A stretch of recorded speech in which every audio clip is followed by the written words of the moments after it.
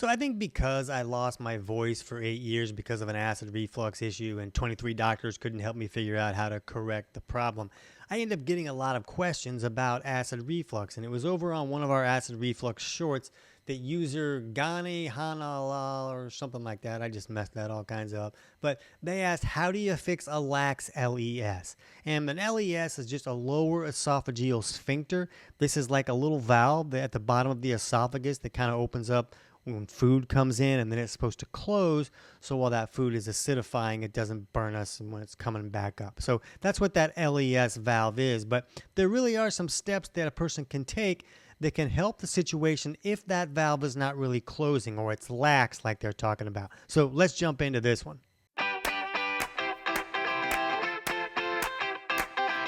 TC Hale is not a doctor and does not claim to be a doctor or licensed in any type of medical field. Don't be an idiot and use anything heard on the show as medical advice. This information should be used for educational purposes only, and you should contact your doctor for any medical advice. Now get off me. So anytime a client comes to me and says, oh man, my LES is too weak, it's not closing tight enough, I'm getting these reflux issues, I found I'm having a problem with my LES, I always like to make sure that they actually understand the most common underlying cause of reflux, and that is a lack of stomach acid, an inability to acidify the food correctly. And I won't go super deep into this, but if this is new information for you, you'll want to check out our video on what's causing my acid reflux or GERD. And that LES valve at the bottom of the esophagus that we were talking about is supposed to close so that acid doesn't come back up.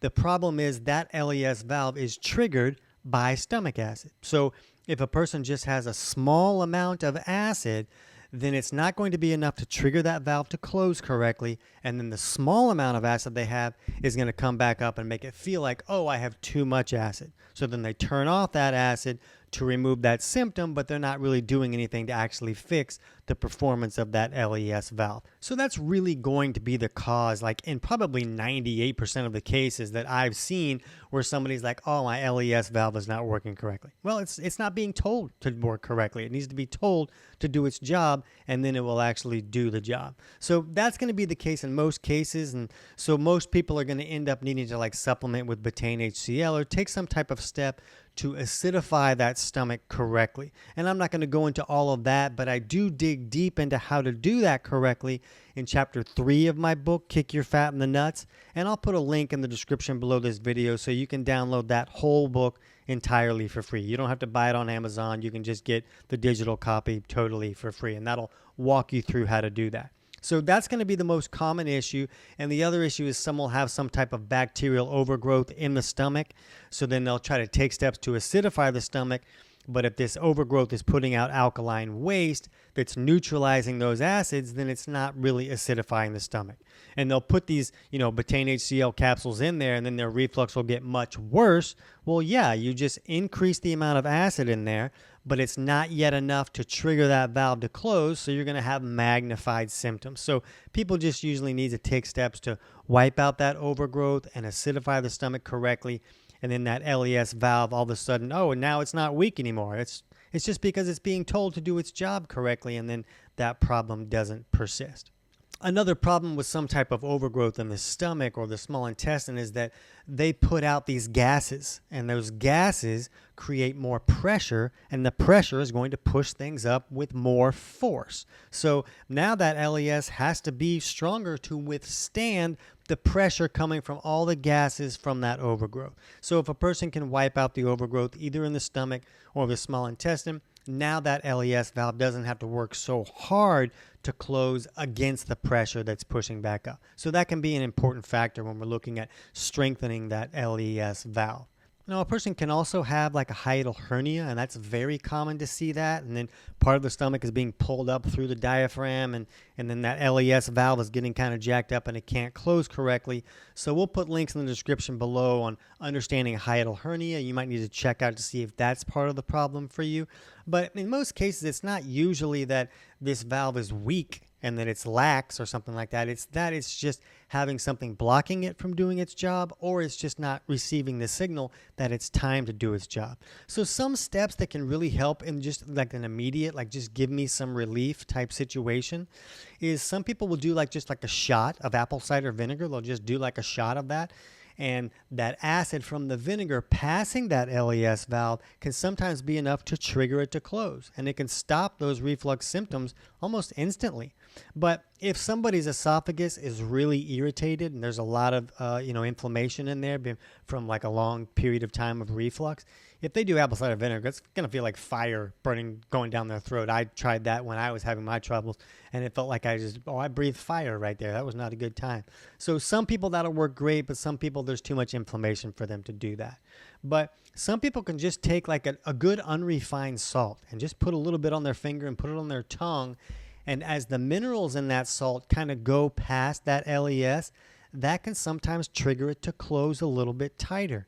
I've also heard from people that do this trick using like a calcium supplement, like maybe a calcium lactate in powder form, not like taking a capsule, but the powder form, just like a little bit in a water, just like a pinch of this powder and just a little bit of water and drinking that down. And for some people, that will tighten up that valve as well. Now, some other things to consider is that a lot of people will do steps that for some folks seem to have the ability to loosen that valve a little bit. And you're going to hate this one, but chocolate for a lot of people seems to loosen that LES valve and not make it close so tight. And a lot of people will have reflux symptoms if they have any type of chocolate. So you might need to test that out or pay attention to that to see if that's an issue for you. And we also need to talk about the effects of carbohydrates on reflux and that LES. And there's a lot of studies on reducing carbohydrates, especially with obesity, where they'll say, oh man, if they do a very low carb diet or like a ketogenic type diet where they're removing most of those carbohydrates, that their reflux symptoms can really improve. And that usually has to do with losing weight, and then all of this weight is not pushing on that LES valve maybe the wrong way and restricting it from closing correctly, so they see a lot of improvements that way. Another thing to consider is that if somebody has an overgrowth, putting the wrong types of carbs or sugars in the system can really activate those bacteria and make them create more gases, which is more pressure and pushing things up even more. So some people removing those, simple carbohydrates and sugars from their diet will improve their symptoms greatly. And I'll put some links to some of these studies in the description below this video if you want to dig deeper into this. But there also seems to be some issues for some folks where consuming too high fat of foods has the ability to loosen up that LES valve a little bit. And this is usually situations like maybe somebody's doing like fat bombs or just using some coconut oil or extra butter to really elevate their fat level to make a ketogenic diet work correctly. And again, I'm a fan of ketogenic diets. I'm a fan of carnivore. I'm a fan of going very low carb for the right person, but those diets are not right for everybody depending on their body chemistry and what may be going on in their body.